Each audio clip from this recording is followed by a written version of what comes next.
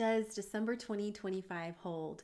Hey everybody, it's Dorell from thedancinggoddess.com, and I'm so glad that you're here. If you're new to my channel, please subscribe so you never miss any videos on how to trust and love yourself and activate your feminine power to create amazing relationships. And in this video, we're going to go over what to expect for the month of December. We're looking at themes. I'm going to pull some oracle cards. We're going to have a lot of fun. And I encourage you to grab a sheet of paper out and write at the top, what could this mean for me? Feel free to pause the video as we're going through this. I'm going to be holding up the cards because this is a very intuitive community. Sometimes you may get a message, you may hear a message when you see a card go up or something that I say, and it may be important for you for the month ahead. Okay, let's get started. So the first thing is the overarching theme of December is solace. And if I were to give December a tagline, it is come back to cozy and come back to the basics. What are the things that fill you up? Who are the people that really see you for who you really are when the masks are off, when the pressure is off? And what are the activities in your daily life that need to be dialed up to help you feel the most self-resourced, emotionally filled up so that you can really restore your nervous system and give your very best self to everybody else? Okay, so solace is about taking time to pull inward. It's a very introspective month after coming from a somewhat chaotic November, right? November taught us a lot of great things about family dynamics, about our relationship to our personal power. And December is asking you to really put the mirror back on yourself, not in an ego way, but to look at the things that transpired, right, throughout the year, the themes of your life, so to speak, that you really want to carry forward. And then all of the dead weight, all the things that maybe were a waste of your energy, a waste of your resources for whatever reason, you get to shed, right, with beauty, with ease. So we've got a couple important dates. The first one I want you to write down is December 4th. We have a full moon in Gemini. So remember, full moons are about things completing. So we coming off Mercury retrograde from the end of November, there may be some things that are still foggy, still getting cleared up in relationships, in situations at work, maybe even with your body and with physical health, okay? So give yourself a break. But the most important thing to remember for this moon is that, your biggest wrap-ups, the biggest things that you get clear on that it's time to go or time to be honored and released have to do with old, outdated ways of communicating, right? Where are you maybe over-explaining yourself, or maybe there's a pattern of going into avoidance, right? When you feel uncomfortable having to express the truth to a partner, to a friend, to a boss, whatever it is. Gemini full moons really are great for clearing the throat chakra and helping you come back to your authentic voice.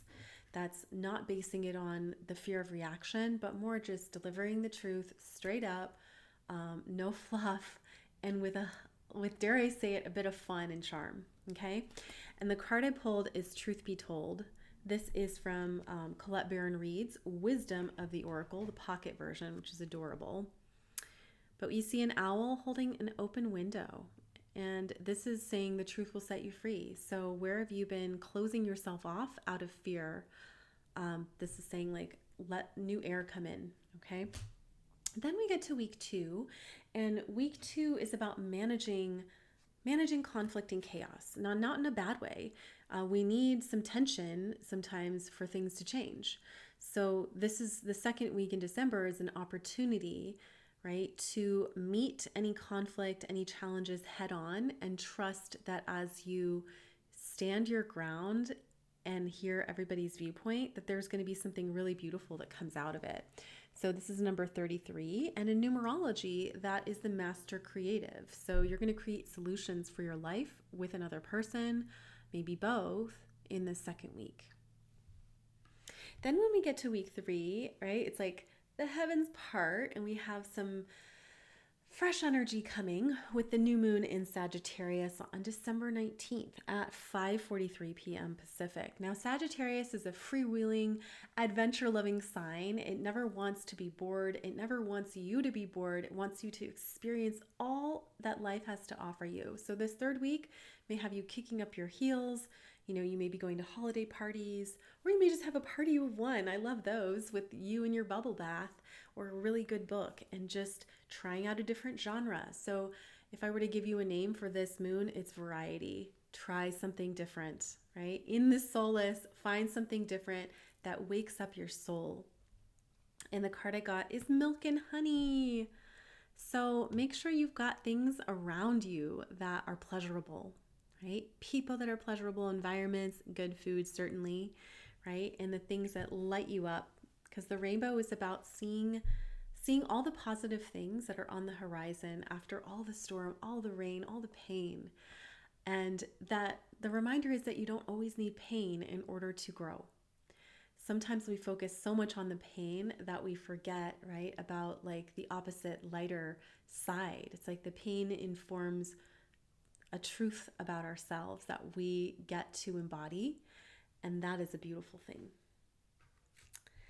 And then we also have, in that third week, the winter solstice, December 21st. This is one of my favorite times of year. This is a great time to do a ritual for yourself. I have actually a winter solstice guidebook if you're looking for cozy rituals to do by yourself or with friends. But it's a time when the world gets quiet, the spirit world, right? You may feel more attuned to your senses and really wanting a timeout, right? It's almost like a timeout for the world. And you can take this day as meditation time, as journaling time, certainly, but because it's also in a new moon week, I would venture to say it's a great time to write down your intentions for 2026 if you haven't. Even if it's just, this is how I want to feel, or these are the things in 2025 I want to amp up and dial up because I had so much fun doing them. What experiences do you want to experience in 2026? The solstice is a great time to voice them. And I always like to say to clients, write this or better at the top of your paper, because spirit knows better than sometimes our limited human minds can. And then as we wrap up the month, as we get towards Christmas and New Year's, I love this. Message in a bottle. There's some message, that important message that either you're going to deliver or is going to be delivered to you, or both, okay? And you don't have to like rack your brain trying to figure out what it is. Like, it's going to come through synchronicities. And we have the number 15 here, which is breaks down to a 6. If you look at the number, it's like a pregnant woman holding her belly. So this is perhaps around something that you've been working towards all year, something that a piece of information that may have been unclear or missing. It's like something will come to you and you're like, oh, this kind of changes everything. Let me consider that. Now, I also noticed the feathers. So there's a bit of angelic guidance in the air too. If you believe in angels, I certainly love them.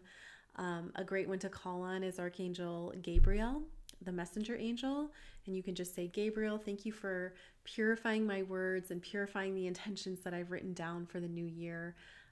Help me embody, right, the woman or the man who I need to be to really enjoy this next year.